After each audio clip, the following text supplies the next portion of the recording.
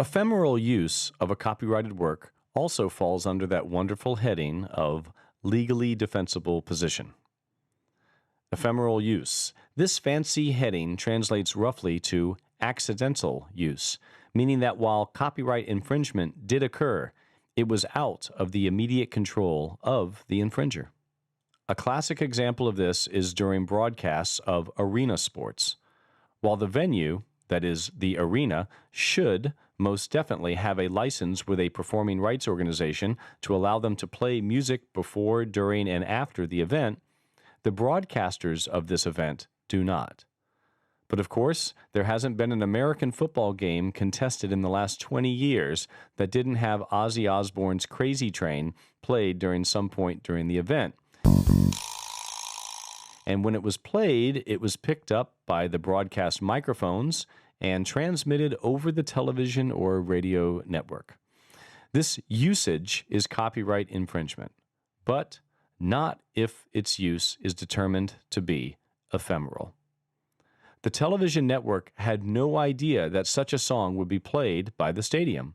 Its broadcast was strictly accidental.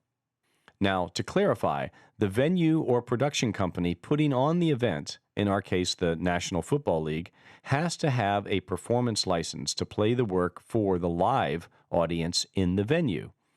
But the television or cable broadcaster doesn't have control over which song the venue is playing at any moment in relation to the live video image. This has been ruled ephemeral use. But let's go further.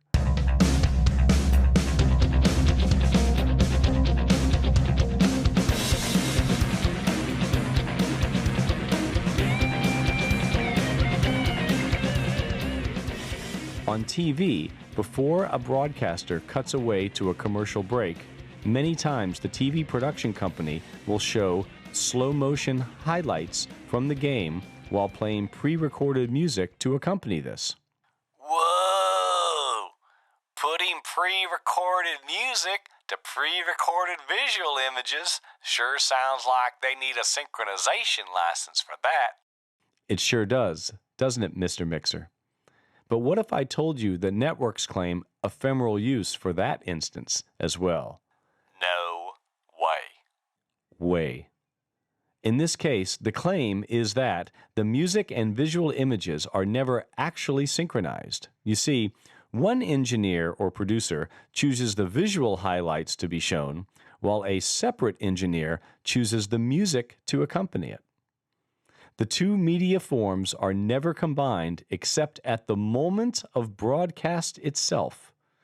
The music was never edited to the images, and the images were never edited to the music. Thus, their unique combination is completely accidental. Oh man, that's so lame. Yeah, well, lame and upheld in court.